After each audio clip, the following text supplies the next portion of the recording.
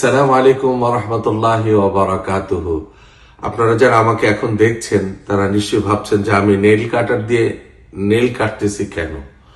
কারণ হচ্ছে জিলহজ মাস শুরু হয়ে যাবে এবং প্রিয় নবী সাল্লাল্লাহু আলাইহি সাল্লাম বলেছেন, قال رسول الله صلى الله عليه وسلم إذا رأيتم هلال ذي الحجة وأراد أحدكم أن يضحي فليمسك عن شعره وأظفاره رواه মুসলিম।